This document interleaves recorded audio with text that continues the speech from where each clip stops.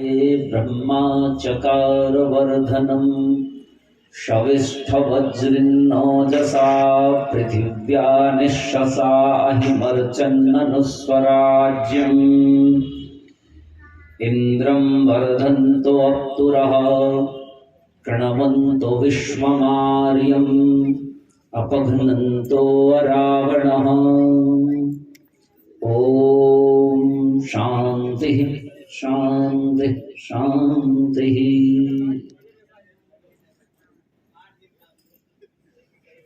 समुपस्थित आर्य समाज परशुरामपुरी की संरक्षिका महोदया, संरक्षक महोदय, सभा की अध्यक्षा महोदया, आर्य समाज के सभी पदाधिकारीगण, मुझसे पूर्व जिन्होंने आप सबके समक्ष राष्ट्र के विषय को लेकर के समा बांध रखा था, और मैं अनुभव कर रहा था कि आप सब अपने रोम रोम से हर्षित हो रहे हैं, आनंदित हो रहे हैं, गर्व और गौरव से भर रहे हैं। तो आप सबको इस गर्व गौरव से युक्त करने वाले भ्राता प्रदीप शास्त्री जी, उनसे पूर्व जब मैं आया तो बता रहे थे हमें बुला रखा है कि वो सुना रहे थे ना, क्या क्या सुना रहे थे भ्राता राजवीर जी, उनसे पूर्व जिन्होंने आरंभ कराया आदरणीय मुनि जी, सभी उपस्थित पुण्यात्मा, आर्यों, आर्याओं, सहयोगियों, प्यारे बच्चों, एक छोटी सी बात से आरंभ करता हूं। शास्त्री जी ने एक बात छेड़ करके मुझे लगा कि मुझे भी वो बात कह देनी चाहिए। वो कह रहे थे शिकायत रहती है, और शास्त्री जी से तो क्या शिकायत रहेगी, लोग तो कड़वे उड़वे कम बोलते हैं। और मैं तो आरंभ से कह के बैठता हूं कि मैं चाट नहीं बेचता, सीधा जी बेचता हूं। अब वो है कड़वी तो क्या करें, तो मैं वहीं से अपनी बात को आरंभ करूंगा। एक छोटे सा आख्यानक है, बहुत छोटा सा। अरे बच्चों, हाँ यहाँ बैठा लूंगा, मेरी तरह बोलना पड़ेगा, चुप हो जाओ। एक बार एक सिंह का सावक अपने झुंड से अलग हो गया। छोटा सा बच्चा था।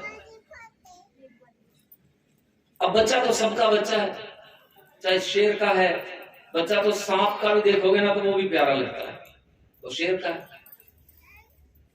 अपने झुंड से अलग हो गया, और किसी कारणवश एक सियारिन ने उसको अपने साथ रख लिया। सियारिन को क्या कहते हैं यहाँ? सियार कहते हैं, ठीक है। उस सियारों के झुंड में वो रहने लगा, उसी के साथ पला। इसका आकार प्रकार तो सियारों के जैसा नहीं रहना था, क्यों जी? बच्चा तो शेर का था, सिंह का शावक था, तो सिंह के आकार प्रकार का तो हो गया, लेकिन चूंकि पला किनके साथ? सियारों के साथ पला। तो शियारों की संतानें क्या करती थी? शियार किसका मांस खाते हैं? शिकार करके कम खाते हैं। शेर आदि जब शिकार करके खा के छोड़ जाते हैं तो जो बचा कुचा होता है उसे खा लेते हैं। भेड़ियों ने खाया, शेरों ने खाया, अब उनका जो बचा कुचा है उसे शियार खा लेते हैं। छोटे छोटे पशुओं को मार भी लेते हैं, लेकिन बड़ों से नहीं लड़ते। तो वैसा इसका भी स्वभाव बन गया, और ये अपने आप को कहता कि मैं तो शियार हूं। अब इसको शियारों के साथ घूमते हुए एक दिन एक बड़े शेर ने देख लिया। अब देख लिया तो उसे बड़ा आश्चर्य हुआ कि भाई हमारा वंशज है, हमारे कुल का है, और घूमता है ये शियारों के पास साथ। बोले इन शियारों की क्या हिम्मत है, हमारे आसपास भी आ जाए, हम एक बार बोल जाए जंगल छोड़ जाए, और ये इनके साथ घूमता है। उसे बड़ा आश्चर्य हुआ और उससे रुका नहीं गया। वो इसके पास जा धमका, बाकी शियार भाग गए, ये खड़ा रहा। इसके पास जा धमका और धमक करके इसके पास में बोला, अरे तुझे शर्म नहीं आती? तो इन शियारों के साथ घूमता है। ये बोला, इसमें शर्म की कौन सी बात है, मैं तो हूं ही शियार। शेर ने कहा, तू शियार नहीं है, तू तो शेर है, तू तो सिंह है। इसने कहा, मुझे बहकाओ मत, मैं शियार हूं। अब जैसे जैसे ये कहता मैं शियार हूं, तो वैसे वैसे सिंह का गुस्सा, बोलो, घटेगा कि बढ़ेगा? उसका गुस्सा बढ़ता जाता। वो और जोर से कहता, अरे तू शियार नहीं है, तू सिंह है, मैं कह रहा हूं तू सिंह है। अब ये बालक तो सिंह का ही है, भले शियारों में पला है। तो ये भी उतने जोर से ये भी कहता मुझे बहकाओ मत, मैंने तेरे जैसे बहुत देखे जंगल में, मैं शियार हूं, मैं सिंह हूं ही नहीं। अब उसने बहुत कुछ कहना चाहा, देख तू इनसे लंबा है, तो इनसे बड़ा है, तेरा रंग अलग है। बोले, कुछ भी कह लो, मैं ऐसे बहकने वाला नहीं हूं, मैं शियार हूं तो हूं, मैं तो शियार ही रहने वाला हूं। अब जब पूरा इतना परेशान हो गए, तो सिंह का गुस्सा पूरा बढ़ गया और उसने इस सिंह को गले से पकड़ा और गले से पकड़ करके घसीटते हुए इसको ले गया तालाब के पास, और तालाब के पास ले जाकर के इसे खड़ा कर दिया और बोला, इसमें अपनी शक्ल देख और मेरी शक्ल देख। उसने शक्ल देखी, लेकिन अभी भी बात क्लियर नहीं हुई थी। बोला, शक्ल मिलने से क्या होता है, मैं हूं तो शियारी। अब जब ये इस पर आ गया, तो अब सिंह का गुस्सा पूरा बढ़ गया, इससे ऊपर नहीं हो सकता था। उसने अपने शरीर को ताना और अपने शरीर को तान करके जोर से हुंकार भरी, और जैसे ही इसने हुंकार भरी, इसके हुंकार भरते ही जो शियारों में रह रहा था ना, इसके भी रोंगटे खड़े हुए, और रोंगटे खड़े होते ही इसने भी अपने शरीर को ताना और इसने भी शरीर को तान करके जोर लगाए, तो इसने भी हुंकार भरी। अब जब इसने हुंकार भरी, तो इसने देखा, रे जैसी आवाज इसकी निकली थी वैसी मेरी निकली है। उस बड़े वाले शेर ने फिर हुंकार भरी, इसने उसको देख करके फिर हुंकार भरी, और दोनों की आवाज एक हो गई। और जब दोनों की एक आवाज एक हो गई, तो बड़े वाले ने पूछा, बता कौन है? बोले, नहीं, ठीक है, मैं शेर हूं।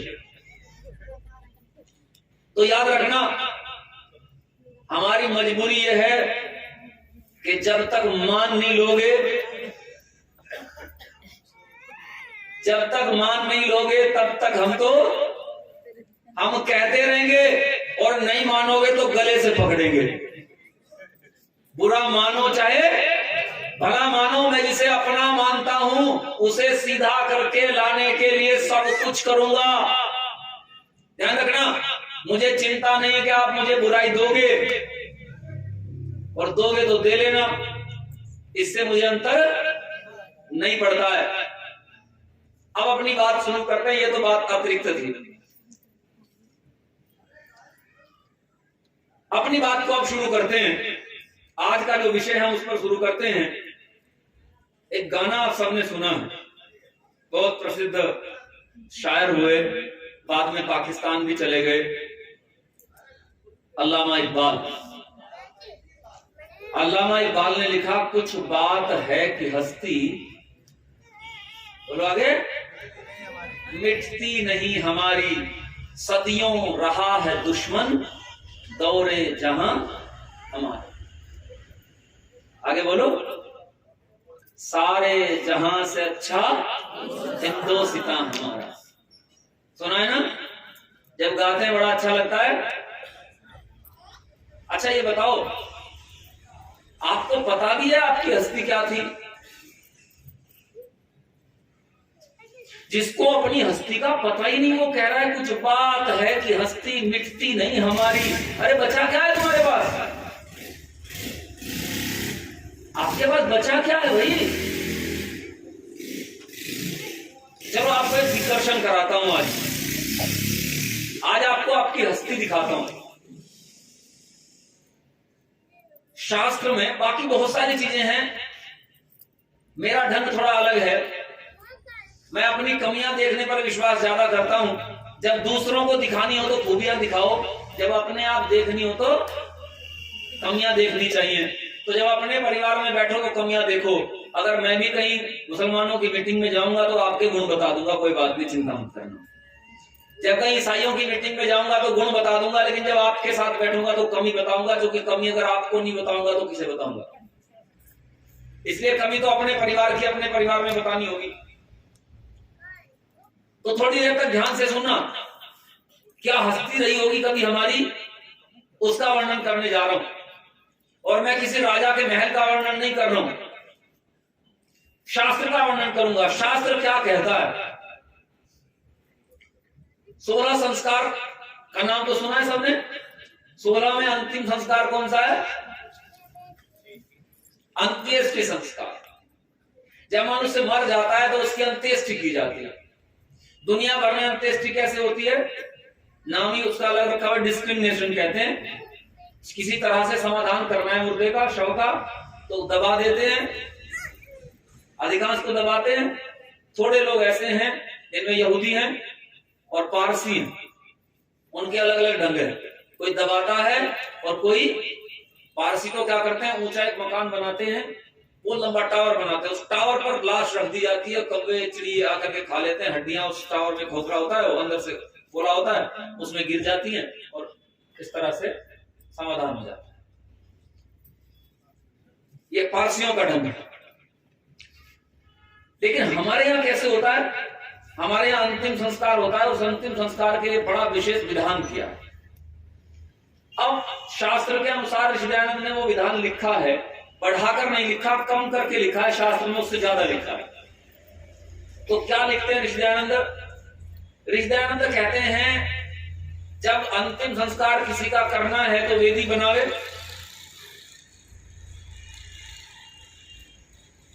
और वेदी बनाने के बाद कहते हैं जितना मृतक का भार हो उतना घी। क्या भाव है आजकल? 60 किलो का मुर्दा हो, कितना हो गया? कितने रुपये का हो गया? 30,000 का घी हो गया। ठीक है, कहते हैं उतना ही चंदन। ये क्या भाव है?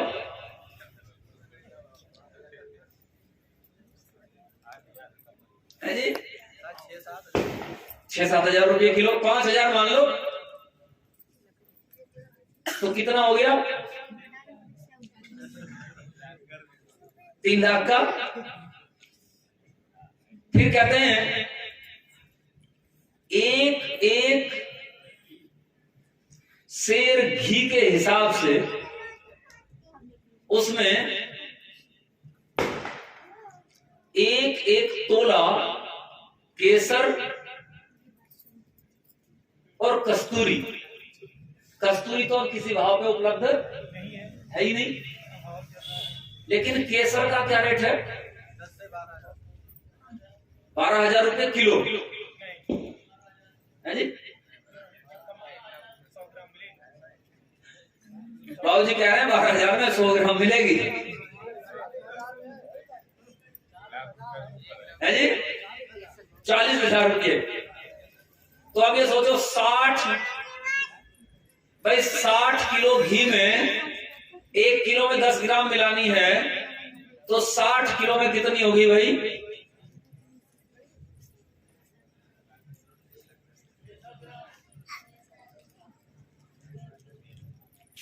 अब सोचो 20,000 की तो केसर होगी। कस्तूरी की हमने बात नहीं की है अभी। इसके अलावा अगर तगर, कहते हैं एक एक शेर अगर तगर, और भी बहुत सारी औषधियां लिखती हैं कि ये मिला लें। काय का खर्चा है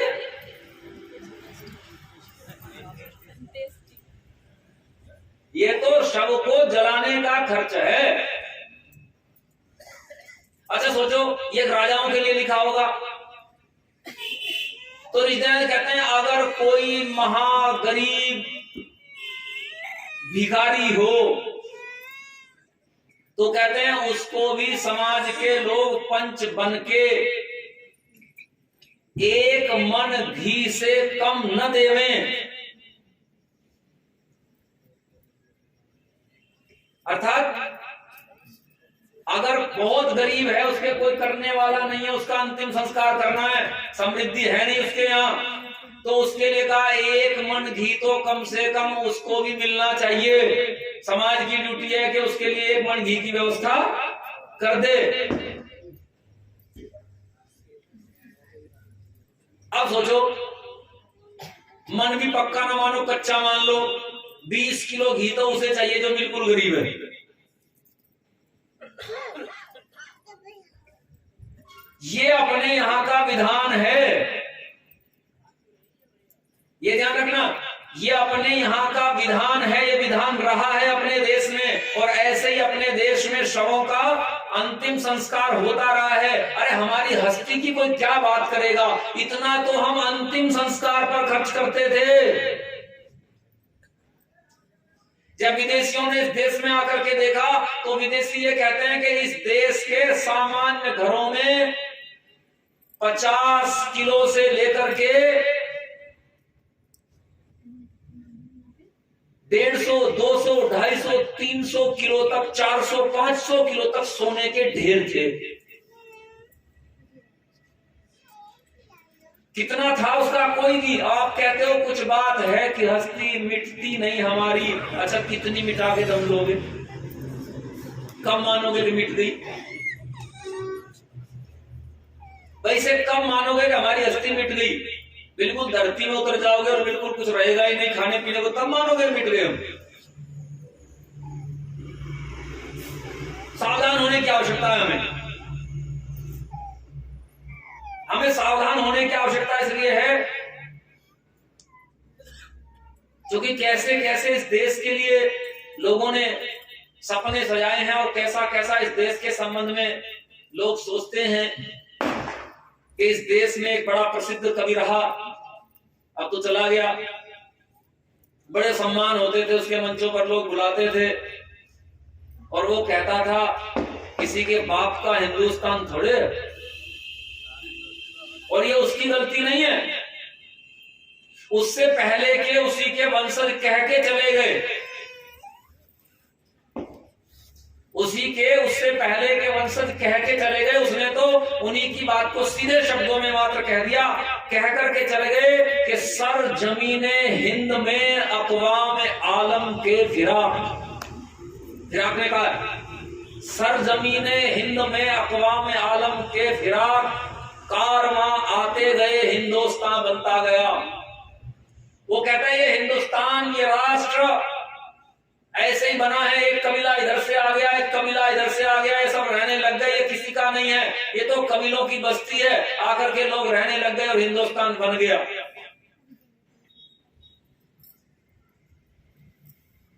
क्यों कहने में सफल हो जाते हैं, क्यों उनकी बात मान्यता को प्राप्त हो जाती है, क्यों जाने लगती है? इसलिए मानी जाने लगती है क्योंकि मेरे देश के युवाओं में वो सामर्थ्य नहीं रहा, उनकी भुजाओं में वह सामर्थ्य नहीं रहा, उनकी वाणी में वह सामर्थ्य नहीं रहा कि वो कह सके हाँ यह राष्ट्र मेरे बाप का है। कौन कह रहा है यह राष्ट्र मेरे बाप का नहीं है? यह राष्ट्र मेरे बाप का है क्योंकि मेरे भीतर रामचंद्र जी की वाहिनियों का रक्त जो है मेरे भीतर दौड़ता है, वही रक्त दौड़ता है जो उनके भीतर दौड़ता था, वही रक्त दौड़ता है जो हरिश्चंद्र के भीतर दौड़ता था, वही रक्त दौड़ता है जो रघु के भीतर दौड़ता था। हमारे भीतर हमारे पूर्वजों का, वंशजों का रक्त है, और जब उनका रक्त है तो वो मेरे पिता हैं, और जब वो मेरे पिता हैं तो हिंदुस्तान मेरे बाप का है। आपके भीतर ये कहने का सामर्थ्य होना चाहिए था। जिन लोगों के सामने राहत इंदौरी ने कहा, उस समय राहत इंदौरी का कोई वही गला पकड़ लेता और कहता हाँ राहत इंदौरी, ये हिंदुस्तान मेरे बाप का है, तेरे बाप का नहीं होगा, लेकिन मेरे बाप का है। काश के हम कह पाते। लेकिन राष्ट्रीयता की भावना कहीं ना कहीं हमसे दूर जाती रही। देखो, दो चीजें हैं। एक चीज है पढ़ाई में अभिभूत हो जाना। ये कहना कि मेरा देश बहुत महान है, मैं भी मानता हूं कि इस देश में बड़ी समृद्धि थी, महान था। मैं भी मानता हूं आज भी इसमें अपार संभावनाएं हैं, इसमें कोई संशय की बात नहीं है।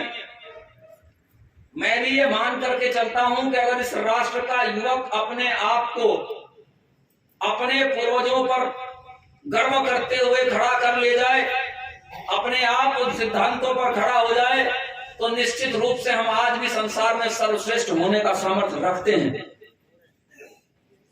लेकिन समस्या यह है कि मैं ये गीत गाता रहूं कि मेरे दादाजी पहलवान थे और मेरे से बैठकर उठा न जाए, तो मेरे दादाजी की पहलवानी मेरे काम आने वाली नहीं। मेरे काम तो मेरा सामर्थ्य आएगा, अगर मेरे भीतर सामर्थ्य है तो मेरे काम आएगा। रामचंद्र जी का सामर्थ्य रामचंद्र जी के साथ था और रामचंद्र जी के साथ चला गया। हनुमान जी का सामर्थ्य हनुमान जी के साथ था और हनुमान जी के साथ चला गया। कृष्ण जी का सामर्थ्य कृष्ण जी के साथ था और कृष्ण जी के साथ चला गया। महाराणा प्रताप का सामर्थ्य महाराणा प्रताप के साथ था और उन्हीं के साथ चला गया। शिवाजी का सामर्थ्य शिवाजी के साथ था और चला गया। राम प्रसाद बिस्मिल का सामर्थ्य राम प्रसाद बिस्मिल के साथ था और उन्हीं के साथ चला गया। समस्या यह है कि राष्ट्र में समस्याएं कब नहीं थी, हमेशा थी, हमेशा रहेंगी। समस्या थी, रामचंद्र जी के काल में भी समस्या थी। उस समय भी अत्याचार था, उस समय भी आतंक था, उस समय भी डर था, उस समय भी अपहरण था, उस समय भी लड़ना पड़ा था। कृष्ण जी के समय में भी समस्या थी, उस समय भी स्त्रियों का अपमान था, उस समय भी अन्याय था, उस समय भी अत्याचार था और उस समय भी हथियार उठाने पड़े थे।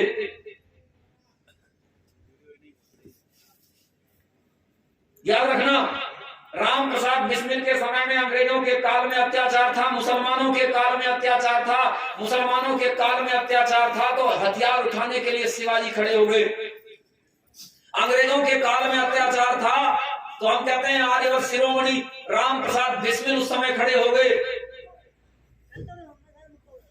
आज भी सब कुछ है, आज भी अन्याय है, आज भी अत्याचार है, आज भी भ्रष्टाचार है, आज भी अपहरण है, आज भी सारी समस्याएं हैं, लेकिन आज बिस्मिल नहीं दिखाई दे। आज वो आवाज उठाने वाले हाथ नहीं दिखाई देते, आज वो हथियार उठाने वाले हाथ नहीं दिखाई देते, आज वो कंठ नहीं सुनाई पड़ते। आज कमी है तो ये है, और उसका कारण है कि हम सबको राष्ट्र समझाया नहीं गया, हम सबको राष्ट्र बताया नहीं गया। इस राष्ट्र में सबसे बड़ी समस्या यह है कि हम रोजी रोटी में उलझ कर रह गए हैं और रोजी रोटी से ऊपर अगर कहीं उठते हैं तो मौज मस्ती में चले जाते हैं। हम राष्ट्रवाद को समझ नहीं पाते। राष्ट्रवाद या तो नारों में हो जाता है या तो राजनीति के गलियारों में खो जाता है। हम अपने राष्ट्र को समझ नहीं पाते। तो अगर हम राष्ट्र को समझना चाहें तो चलो थोड़ी देर के लिए सही मेरे साथ थोड़ा सा समझने का प्रयास कीजिए। आपको सिद्धांत समझाने का प्रयास करता हूं। राष्ट्र क्योंकि समझना जरूरी है, समझना इसलिए जरूरी है कि चेतावनी आ चुकी है, हम सबके समक्ष चेतावनी आ चुकी है, चेतावनी खड़ी है, हमें चेतावनी समझ लेनी चाहिए। और चेतावनी क्या है कि न समझोगे तो मिट जाओगे। हिंदुस्तान वालों, अब कौन है हिंदुस्तान वाला? जो अपने आप को हिंदुस्तान वाला मानता है वो इस चेतावनी को समझे तो चेतावनी देने वालों ने कह दिया है, न समझोगे तो मिट जाओगे। हिंदुस्तान वालों, तुम्हारी दास्तानें भी न होंगी दास्तानों में, कहानियां मिट जाएंगी तुम्हारी। कोई शिवाजी का, महाराणा प्रताप का नाम लेवा बचेगा नहीं। अगर नहीं समझोगे, नहीं समझोगे तो तय है। तो आओ एक बार राष्ट्र के स्वरूप को समझ लो। थोड़ी देर तक के लिए कल्पना करो कि एक राष्ट्र पुरुष है। अब तक आप लोगों ने सुना होगा माता की जय, भारत माता की जय। मैं थोड़ा सा टेढ़ा आदमी, मैं कह रहा हूं एक राष्ट्र पुरुष है। क्योंकि मैं माता कहने से इसलिए आजकल बचने लगा हूं। इन तथाकथित हिंदुओं ने जिसे जिसे माता कहा है उसकी दुर्दशा कर दी। ढूंढ लेना, जिसे जिसे कहा है उसकी दुर्दशा हुई है। तो थोड़ा सावधान रहना, जो जैसा है उसे वैसा ही बनाए रखो। राष्ट्र को राष्ट्र बनाए रखो, माता पिता ना बनाओ। क्योंकि अपने ही माता पिता की नहीं कर पाते तो राष्ट्र को माता पिता बना करके क्या कर लोगे। थोड़ी सावधानी रखना, थोड़ी सावधानी बनाए रखना। एक राष्ट्र पुरुष की कल्पना कीजिए। एक राष्ट्र पुरुष है, उस राष्ट्र पुरुष का शरीर क्या है? अरे रहने दो, छोड़ दो, रहने दो, जिसकी इच्छा होगी आ जाएगा, इसमें उल्झो मत। एक आध बार कह दिया कोई बात नहीं, तो ज्यादा कुछ कहने की आवश्यकता नहीं। तो राष्ट्र पुरुष है, राष्ट्र पुरुष का शरीर है, और उसका शरीर है राष्ट्र की भूमि या राष्ट्र का भूभाग। क्या है? किसी राष्ट्र के लिए सबसे पहले क्या चाहिए? शरीर तो चाहिए, और राष्ट्र का शरीर है उसका अपना भूभाग। अब ये भूभाग स्थिर नहीं रहता, ये घटता रहता है या बढ़ता रहता है। कभी घट जाता है, कभी बढ़ जाता है। राष्ट्र की भूमि या भूखंड कभी स्थिर नहीं रहता। हम कमजोर हुए तो भूखंड घटा, और हम बलवान हुए तो भूखंड बढ़ा। सदैव से चलता आया है। आजकल गति थोड़ा कम होती है बढ़ने घटने की, लेकिन आज भी बढ़ता घटता है। आज भी दुनिया में भूखंड जीते जाते हैं, कब्जे किए जाते हैं, और राष्ट्र में मिलाए जाते हैं। याद रखना, ये इस पर निर्भर करता है कि आपके भीतर ताकत कितनी है। तो राष्ट्र का शरीर उसका भूखंड है, जितना भी उसके पास हो, जिसके पास हो। दूसरे नंबर पर है राष्ट्र की जो इंद्रियां हैं, राष्ट्र के जो हाथ पांव हैं, आंख नाक है, राष्ट्र में जो क्रियाशीलता है, वो है राष्ट्र के नागरिक, राष्ट्र के जन या राष्ट्र की प्रजा। हम वैदिक विद्वानों के हिसाब से कहें तो वह है प्रजा। प्रजा शब्द का अर्थ मैं पहले बता चुका हूं आप लोगों को।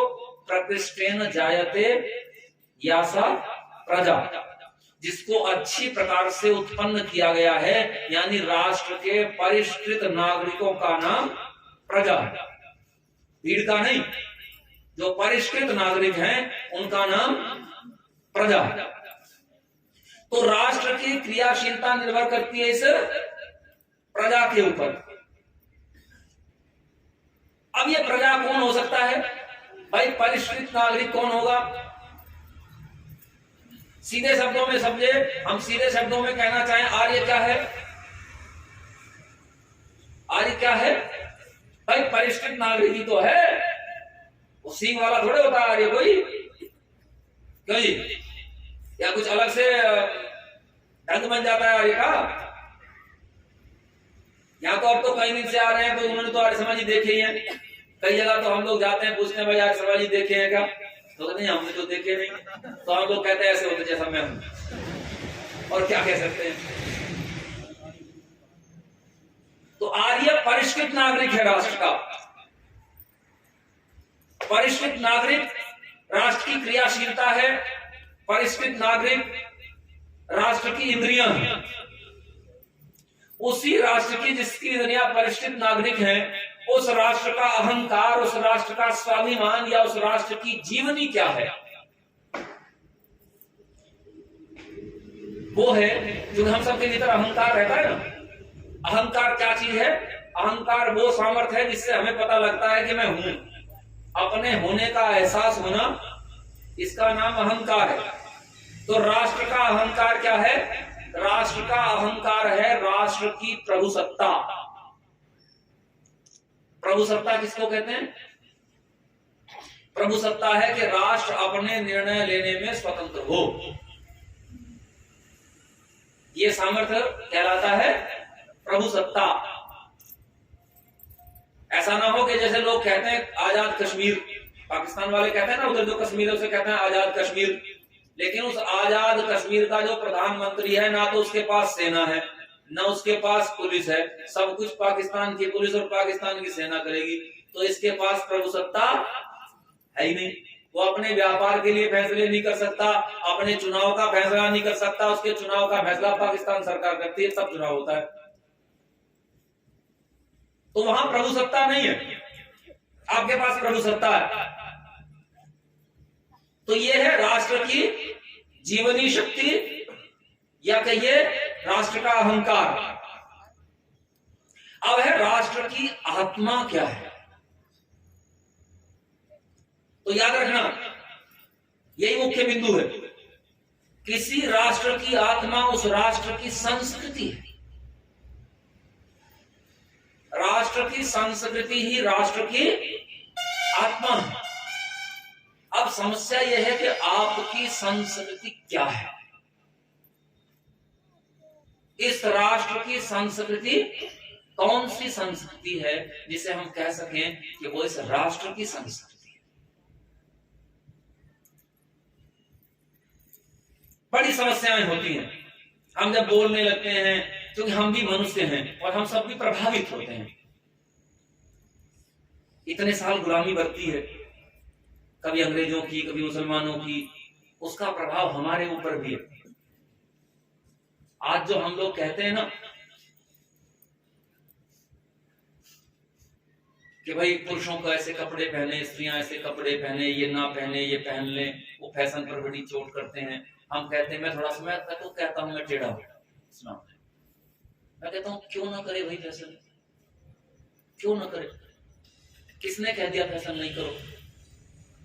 किसने कह दिया आप अपने गले में जो है वो उस जमाने का आज भी खाल के कपड़े पहन लो? किसने कह दिया कि आप बागंबर पहन करके रहने लो? ये आपको किसने कह दिया? ये सब आपकी कमजोरी बोलती है, ये सब कमजोरियां बोलती हैं।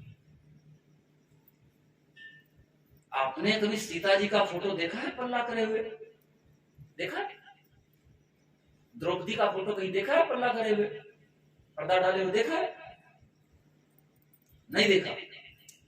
अरे अगर अपने देश के साहित्य को पढ़ करके देखो, कभी अभिज्ञान शाकुंतलम पढ़ो। कौन है आज फैशन करने वाला? कौन है? करके दिखाए अभिज्ञान शाकुंतलम में जो फैशन कालिदास ने अभिज्ञान शाकुंतलम में शकुंतला के लिए लिख रखा है, मैं तो कहता हूं करके दिखा दो। आपके साहित्य में है, संस्कृत साहित्य में है। कौन कहता है फैशन करने की मनाही है? कपड़े पहनने के मामले में आर्यों में कोई विशेष प्रतिबंध नहीं रहा, बड़ी स्वतंत्रता थी। क्यों? क्योंकि हमारे यहां एक नियम था, और वो नियम क्या था? हमारे यहां नियम था मातृवत पर दारेशु पर द्रव्येषु लोष्ठवत। हम कैसे देखते थे? पराई स्त्रियों को माता की तरह से देखते थे और पराये धन को मिट्टी के ढेले की तरह से देखते थे। ये हमारी संस्कृति थी,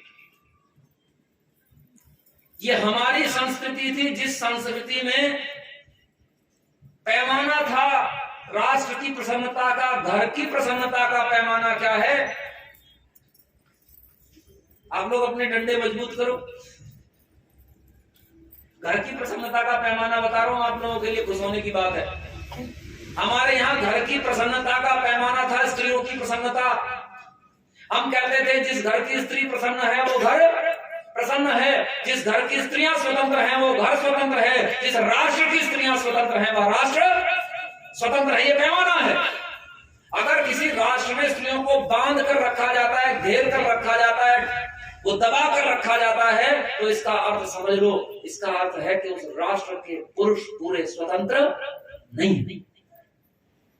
वो चाहे शारीरिक गुलाम है और चाहे मानसिक गुलाम है। हम लोग इस मामले में बिल्कुल स्पष्ट हैं। पूरी स्वतंत्रता अपने यहां थी। अपने यहां स्त्रियां उतने खुले में रहती थी, उतने आभूषण पहन करके रहती थी, लेकिन किसी का सामर्थ्य नहीं था कि उनको कोई हाथ लगा दे। राखी नहीं बांधी जाती थी इस देश में, याद रखना, राखी नहीं बांधी जाती थी, लेकिन बहनें सुरक्षित थी। क्यों? क्योंकि हम सब यज्ञोपवीतधारी आर्य, हम सब उस श्रेष्ठ संस्कृति के पालक थे। अरे हमारे यहाँ का बिगड़ा हुआ व्यक्ति जिसको हम बहुत बुरा मानते हैं, वो रावण सीता जी को उठाकर तो ले गया, घर में ही डांट पड़ी, उसकी पत्नी ने डांटा, उसके भाइयों ने डांटा, उसके मंत्रियों ने डांटा, माना वो किसी की नहीं, लेकिन तब भी सीता जी को स्पर्श करने की हिम्मत नहीं हुई। जानते हो कितने दिन रही सीता जी वहां? 10 महीने से ज्यादा रही, लेकिन सीता जी को स्पर्श करने की हिम्मत नहीं हुई। ये थी आर्य संस्कृति। और याद रखना, वेद कहता है एषा प्रथमा संस्कृति ही विश्ववारा। कहते यही राष्ट्र की प्रथम, यही संसार की प्रथम संस्कृति है जो विश्व के लिए वर्णनीय है। यही वो संस्कृति है जिस संस्कृति को सिखाने की बात मनु महाराज कहते हैं, जब वो कहते हैं स्वम स्वम चरित्रम शिक्षेरम पृथिव्याम सर्वमानवाः एतद् देश प्रसूतस्य सकाशा तद्जन्मनः। कहते हैं अगर अपने जीवन को जीना सीखना है तो आओ इस देश के लोगों के चरणों में बैठो और जीना सीखो। संसार भर के लोगों को आमंत्रित करते हैं मनु महाराज। लेकिन दुर्भाग्य, मैं दोपहर भी कह रहा था कि हम ही भूल गए, और जब हम भूल गए तो फिर औरों को हम क्या कह सकते? अगर हमारे याद होता तो हम औरों को कुछ कहते। तो याद रखना, अगर संसार में कोई संस्कृति है, पूरे कठोर रहना इस मामले में, और ये रहना सीखो। अगर संसार में कोई संस्कृति है तो केवल सनातन संस्कृति है, केवल वैदिक संस्कृति है, केवल वेद के वचन और उनके अनुसार किया गया पालन ही संस्कृति है। और जो जो उससे विपरीत है, जो जो उससे विरुद्ध है, वो सब अपकृति है, वो सब निष्कृति है, वो सब संस्कृति नहीं है। मैं तो कहता हूं दुष्कृति है। तो संस्कृति तो केवल वैदिक संस्कृति है, और यही हमारी संस्कृति है। और संस्कृति राष्ट्र की आत्मा है। तो अगर इस राष्ट्र से यह वैदिक संस्कृति जाती है तो राष्ट्र बचेगा नहीं, फिर राष्ट्र दूसरी होगा। तो अगर राष्ट्र को बचाना है तो यह वैदिक संस्कृति राष्ट्र में पिरोनी होगी। अगर राष्ट्र को बचाना है तो यह वैदिक संस्कृति घर घर में पिरोनी होगी, व्यक्ति व्यक्ति में पिरोनी होगी। अगर इस वैदिक संस्कृति से राष्ट्र को जिला सकते हो, अगर इस वैदिक संस्कृति को राष्ट्र में पिरोने की सामर्थ्य रख सकते हो, तो आप अवश्य जय बोलने के अधिकारी हो जाओगे। तब तक जय बोलने के अधिकारी कम हो, बोल लेते हो, मैं भी बोल लेता हूं। जैसा दुनिया में चलन है, मैं भी हमें हम मिला देता हूं। हाँ, एक भावना रखो कि हमें अपने लोगों में ये संस्कृति पिरोनी है, और जब ये भावना रखोगे और उसके बाद जय घोष करोगे तो आनंद आएगा। आर्यों, आपको एक और आश्चर्य बता दूं, पूरा सत्यार्थ प्रकाश पढ़ो, ऋग्वेदादि भाष्य भूमिका पढ़ो, संस्कार विधि पढ़ो, ऋषिदयानंद का वेद भाष्य पढ़ो, उनके समस्त ग्रंथों को पढ़ जाओ। ऋषिदयानंद ने कहीं भी इस राष्ट्र का नाम भारत नहीं लिखा। सर्वत्र ऋषिदयानंद क्या लिखते हैं? आर्यावर्त। क्यों नहीं लिखते भारत? क्योंकि ऋषिदयानंद नहीं चाहते कि आप भारत की उस सपने में जियो, आप जियो तो आर्यावर्त के सपने में जियो, क्योंकि आपको अपने भीतर में कृणवंतो विश्वमार्यम लेकर जीना है, आपको अपने भीतर में आर्यावर्त का सपना लेकर जीना है। ये ऋषिदयानंद का सपना है। और आप अगर नहीं देख पा रहे हो तो इसका अर्थ है आप ऋषिदयानंद को समझ नहीं पा रहे हो। ऋषिदयानंद को समझने की आवश्यकता है, उनके सपने को समझने की आवश्यकता है कि हम ऋषिदयानंद का सपना आखिर समझ तो सकें कि क्या है ऋषिदयानंद का सपना। क्यों राष्ट्र के संबंध में कहने को मेरे पास में इतना है। मैंने शुरू में ही एक दो ऋचाएं पढ़ी गायत्री मंत्र के बाद। मैंने एक ऋचा पढ़ी स्वराज्य सूक्त से, और स्वराज्य सूक्त की जो ऋचा है उसका अर्थ समझ लो। आर्यों आपके लिए बड़ा महत्वपूर्ण है। स्वराज्य सूक्त की ऋचा कहती है इत्था हि सोम इन्मदे ब्रह्मा चकार वर्धनम, कि राष्ट्र के जो ब्रह्मा हैं वो राष्ट्र में स्वराज्य की सामग्री का वर्धन करें, स्वराज्य की अर्चना करते हुए। और याद रखना, ब्रह्मा कहते हैं उसे जो विद्वान है, जिसके पास विद्या है। और आप सब कहते हो कि इस राष्ट्र में इस समय हिंदुओं के पास में जानकारी नहीं है, सत्य विद्या नहीं है। अगर सत्य विद्या किसी के पास में है तो बताओ किसके पास है? बोलो, आर्यों के पास है। और जब आपके पास सत्य विद्या है तो इस समय राष्ट्र के ब्रह्मा आप हो। और वेद कहता है वयम राष्ट्रे जागृयाम पुरोहिता, हम राष्ट्र के जागृत पुरोहित हैं। और जब आप जागृत पुरोहित हैं तो जुटते क्यों नहीं स्वराज्य की सामग्री के वर्धन में? शासन नहीं करना है ब्रह्मा को, शासन तो करेगा वज्रिन, शासन तो करेगा क्षत्रिय। लेकिन स्वराज्य की सामग्री की वृद्धि कौन करेगा? ब्रह्मा। मैं कहता हूं मुझे शासन नहीं करना है, मुझे नेता नहीं बनना है, लेकिन स्वराज्य की सामग्री बढ़ाने की ड्यूटी, बढ़ाने का कर्तव्य मेरा है। ये मेरा कर्तव्य है कि मैं स्वराज्य की सामग्री बढ़ाऊं। और स्वराज्य, अगर वैदिक राज्य स्वराज्य है तो उसकी सामग्री आर्य के अलावा दूसरा कुछ नहीं हो सकता। आर्य आर्य आर्य राज्य, आर्य सभासद, आर्य एमएलए, आर्य सांसद, आर्य नागरिक, आर्य परिवार, आर्य समाज, ये सब स्वराज्य की सामग्री है। वेद कह रहा है, वेद की आज्ञा का पालन बोलो करोगे कि नहीं करोगे? बोलो करना चाहिए कि नहीं? तो करे, कौन करेगा भाई? कोई आसमान से उतर के आएगा? ये हमें करना है। और वेद कह रहा है इत्था सोम इन्मदे ब्रह्मा चकार वर्धनम। और इसके आगे की बात तो कहना अभी ज्यादा बढ़िया नहीं है, कह देता हूं अभी। भविष्य का सपना है, तो जब तक आप ब्रह्मा चकार वर्धनम नहीं होगा तब तक आगे का काम नहीं हो सकता। आगे का काम है शविष्ठ वज्रिन ओजसा, कि हे वज्रिन अपने ओज को लेकर उठ खड़ा हो। और उसे कहा निशशा अहि मरचन स्वराज्यम, ये जो शशा हैं, जो सांप हैं, जो सपोले हैं, उन सांप और सपोलों से इस पृथ्वी को मुक्त कर दे। ये वज्रिन को कहा है, क्षत्रिय को कहा है। उसका कर्तव्य है कि गद्दार छोड़े ना। उसका कर्तव्य सांप आस्तीन में भी ना रहने दे और बाहर भी ना रहने दे। सांप ही नहीं, सपोलों को भी खत्म करने के लिए कहा है। निशशा हि मर्चन स्वराज्यम, स्वराज्य की अर्चना कर। और तेरे लिए स्वराज्य की अर्चना यही है कि तू सांप और सपोलों को समाप्त कर दे। ब्रह्मा के लिए है कि वह स्वराज्य की सामग्री का वर्धन करे, और क्षत्रिय के लिए है कि वह सांप और सपोलों को समाप्त कर दे। लेकिन होगा कैसे? बहुत संक्षेप से कह रहा हूं, इन मंत्रों पर बहुत लंबी लंबी चर्चाएं हम लोग करते हैं, ज्यादा लंबी समय नहीं कर रहे। मैं संक्षेप से केवल अर्थ आपको कहता जा रहा हूं। दूसरी विचार है इंद्रम वर्धन्तु अप्तुरः, वह समाधान है।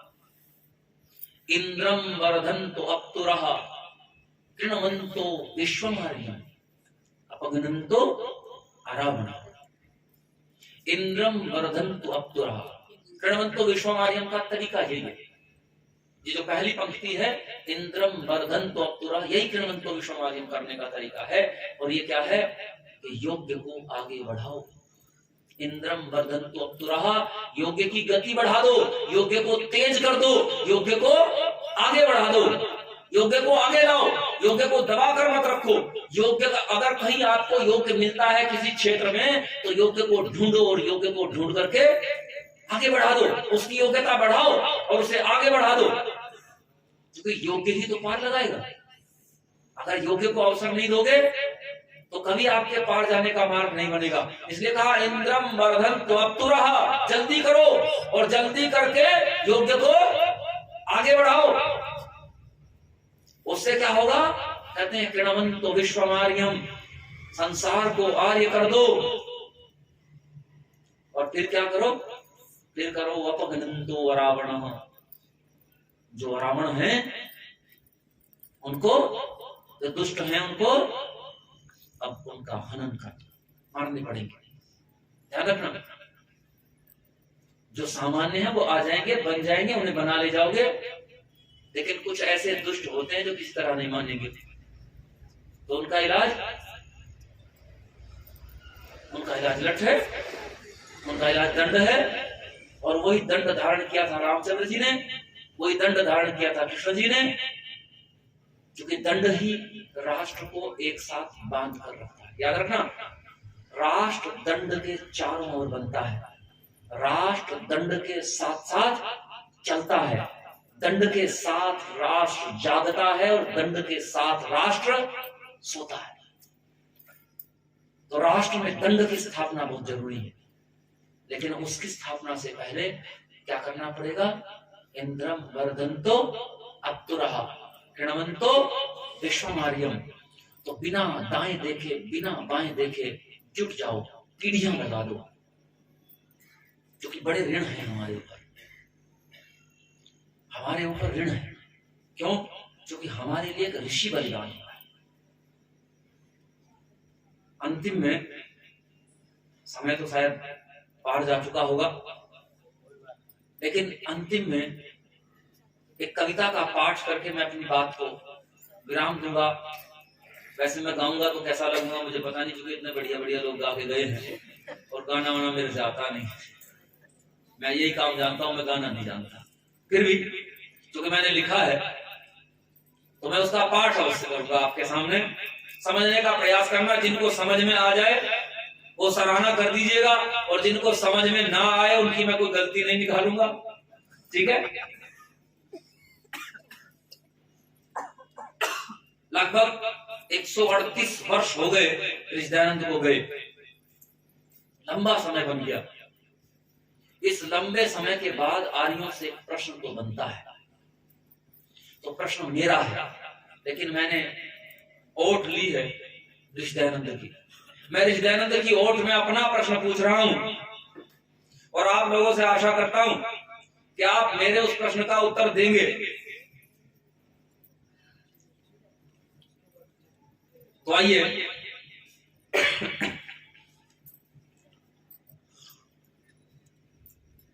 अगर भ्राता प्रदीप जी कहीं आसपास होंगे तो मैं उनसे भी कहूंगा मेरा वो प्रश्न सुन लें जरूर।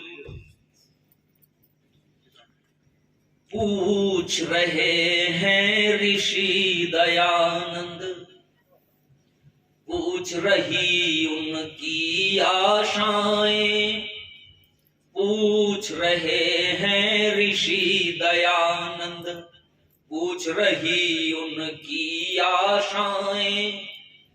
कहो आर्यों आर्यावर्त कैसा लगता है, कहो आर्यों आर्यावर्त कैसा लगता है। ऋषिदयानंद के जाने के 138 वर्ष बाद यह प्रश्न बनता है आपसे, और यह प्रश्न पूछा जा रहा है। मैं ऋषिदयानंद की ओर से आपसे यह प्रश्न पूछ रहा हूं, आप अपने भीतर उत्तर खोजना इसका कि ऋषि कश्यप की तपस्थली में गूंज रही क्या वेद ऋचाएं। ढूंढो अपने भीतर इसका प्रश्न, इसका हल ढूंढो। ऋषि कश्यप की जन्मस्थली है, ऋषि कश्यप की तपस्थली है कश्मीर। तो ऋषि कश्यप की तपस्थली पर गूंज रही क्या वेद ऋचाएं। क्या बटुकों के स्वर वेद सुरों से पाते हैं शोभाएं। बटुक कहते हैं विद्यार्थियों को, क्या बटुकों के स्वर वेद सुरों से पाते हैं शोभाएं। कहो आज वह देवलोक कैसा लगता है, कहो आज वह देवलोक कैसा लगता है। कहो आर्यों आर्यवर्त कैसा लगता है, कहो आर्यों आर्यवर्त कैसा लगता है। लाइन समझ में आई कि नहीं आई है जी? आई तो होगी। तो कविता की सराहना करना और अपने भीतर ढूंढते रहना क्या गड़बड़ है। वो ढूंढते रहना कि हमने काम नहीं किया, तो इसी के कारण से आज हमारे पास उत्तर नहीं है इन बातों का। और देखिए, क्या तक्षशिला की ज्ञान भूमि तक आर्यवर्त विस्तार हो गया। प्रश्न है, इतने साल हो गए ऋषिदयानंद को गए हुए, क्या कर पाए आप? क्या तक्षशिला की ज्ञान भूमि तक आर्यवर्त विस्तार हो गया।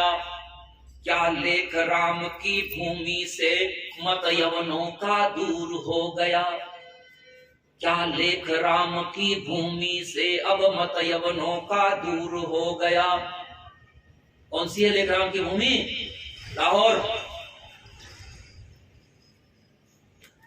क्या लेख राम की भूमि से अब मत यवनों का दूर हो गया। मेरा रोपा वृक्ष कहो कैसा लगता है। लाहौर में आर्य समाज की स्थापना किसने की थी? किसने की थी? ऋषिदयानंद ने की थी। प्रश्न तो बनता है, कहां गया वो आर्य समाज? तो मेरा रोपा वृक्ष कहो कैसा लगता है, कहो आर्यों आर्यवर्त कैसा लगता है। कहो आर्यों आर्यवर्त कैसा लगता है। पूछ रहे हैं ऋषि दयानंद, पूछ रही उनकी आशाएं। कहो आर्यों आर्यवर्त कैसा लगता है। एक और प्रश्न है कि गुरुदेव की जन्मभूमि पर अब शेष धर्म सनातन होगा। गुरुदेव की जन्मभूमि पर अब शेष धर्म सनातन होगा। अब तो बस धर्म सनातन होगा। ना ही सदुक्कड़ी दोहों का वेद मंत्र समकीर्तन होगा। क्या करते हैं सिख? सदुक्कड़ी दोहों का वेद मंत्रों के स्थान पर कीर्तन करते हैं। चल रहा है कि बंद हो गया? गुरुदेव की भूमि पंजाब है, गुरु गिरजानंद की भूमि पंजाब है। तो उसी के बारे में प्रश्न है कि गुरुदेव की जन्मभूमि पर गुरु गिरजानंद की जय। बड़ा आसान काम, बड़ा आसान काम है गुरु गिरजानंद की जय बोलना, लेकिन जय करना उसके लिए तो बलिदान चाहिए। और बलिदान देने को तैयार कोई हो तब तो। बात सुनना, थैली बजाना, 50 रुपये दे देना सहज है, लेकिन करने के लिए निकल पड़ना कठिन काम है। उतना कठोर हो पाना कठिन काम है। तो अपने भीतर वो अग्नि जगाइए, वो अग्नि जगाइए जो कभी लेख राम ने अपने भीतर जला ली थी, उसे जलाकर देखो। लेख राम गुरुकुल में नहीं पढ़े थे, गुरुकुल में नहीं पढ़े, आर्य समाजी परिवार के भी नहीं थे, वो ब्राह्मण भी नहीं थे, पुलिस में सार्जेंट की नौकरी करने वाला व्यक्ति निकल पड़ा औरत को बचाने। अपने भीतर में वो अग्नि जगाइए कि गुरुदेव की जन्मभूमि पर अब तो बस धर्म सनातन होगा। ना ही सदुक्कड़ी दोहों का वेद मंत्र सब समकीर्तन होगा। कह दो इस भूमि का कल कैसा लगता है। अरे पता नहीं खालिस्तानी कब सफल हो जाए। कह दो इस भूमि का कल कैसा लगता है। कहो आर्यों आर्यवर्त कैसा लगता है। कहो आर्यों आर्यवर्त कैसा लगता है। गंगा यमुना की भूमि पर क्या अब राम लखन पलते हैं। प्रश्न है आपसे, ये आपसे प्रश्न है। मैं तो कहता हूं गंगा सरयू की भूमि पर क्या अब राम लखन पलते हैं। मार फूट के दानव को क्या सज्जन साथ साथ चलते हैं। क्या आपने अपना फूट का दानव मिटा लिया? तो मार फूट के दानव को क्या सज्जन साथ साथ चलते हैं। फिर प्रश्न है कि कृष्ण और कौटिल्य कुल कैसा लगता है, कृष्ण और कौटिल्य वंश कैसा लगता है। कहो आर्यों आर्यवर्त कैसा लगता है, कहो आर्यों आर्यवर्त कैसा लगता है। पवन पुत्र का दक्षिण भारत, हनुमान जी का पवन पुत्र का दक्षिण भारत धर्म ध्वजा को थामे होगा। जी ढूंढते रहना। पवन पुत्र का दक्षिण भारत धर्म ध्वजा को थामे होगा। माता जी जाबाई शिवा सुत संस्कार के माने होगा। माता जी जाबाई शिवा सुत संस्कार के माने होगा। और सबसे सुंदर, स्वर्ग से सुंदर, सबसे सुंदर देश कहो कैसा लगता है। कहो आर्यों आर्यवर्त कैसा लगता है, कहो आर्यों आर्यवर्त कैसा लगता है। पूछ रहे हैं ऋषि दयानंद, पूछ रही उनकी आशाएं। कहो आर्यों आर्यवर्त कैसा लगता है। और अगर मैंने ठीक ठीक उत्तर दे दिया हो और आप मेरे उत्तर के साथ सहमत हो तो मैं चाहूंगा कि जैसे कवि समर्थन मांगते हैं वैसे मुझे भी आप समर्थन दे दो। ये अंतिम पद्य है इस पंक्ति, इस कविता का। अभी उत्तर सुन लो और उत्तर लगे कि आपको कि यही उत्तर बन सकता है, इससे बढ़िया उत्तर कुछ बन नहीं सकता, इसके लिए तो मेरा समर्थन कीजिएगा। क्षमा प्रार्थी प्रजा आपकी, और कुछ है नहीं हमारे पास कहने को। तो क्षमा प्रार्थी प्रजा आपकी शीश झुकाकर बोल रही है। क्षमा प्रार्थी प्रजा आपकी शीश झुकाकर बोल रही है। संकल्पित पुरुषार्थ संतति फिर आशा पर खोल रही है।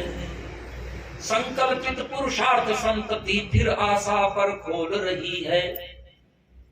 पूर्ण काम, हम पूर्ण काम हो जाएंगे ऐसा लगता है। हम पूर्ण काम हो जाएंगे ऐसा लगता है। कहो आर्यों आर्यवर्त कैसा लगता है, कहो आर्यों आर्यवर्त कैसा लगता है। पूछ रहे हैं ऋषि दयानंद, पूछ रही उनकी आशाएं। कहो आर्यों आर्यवर्त कैसा लगता है, कहो आर्यों आर्यवर्त कैसा लगता है। मैं तो जीता आर्यवर्त के सपने में हूं। पूर्णिमा और अमावस्या को स्वराज्य यज्ञ करता हूं और इस बात के साथ संकल्पित हूं कि मेरे बाद उस यज्ञ को मेरा पुत्र करेगा। मैं चाहता हूं कि आप ये संकल्प लें कि हम स्वराज्य की अर्चना छोड़ेंगे नहीं। इस स्वराज्य की अर्चना हम करेंगे, हमारे बाद हमारी पीढ़ियां करेंगी और तब तक करती रहेंगी जब तक स्वराज्य हस्तगत नहीं होगा। यही ऋषिदयानंद का सपना है, ये ऋषिदयानंद का उपदेश है और यही वेद का आदेश है। इसको भीतर भर लीजिए और यही मैं अपनी बात को विराम देता हूं। आपने 4 दिनों तक मुझे झेला है, इसके लिए आपका बहुत बहुत साधुवाद।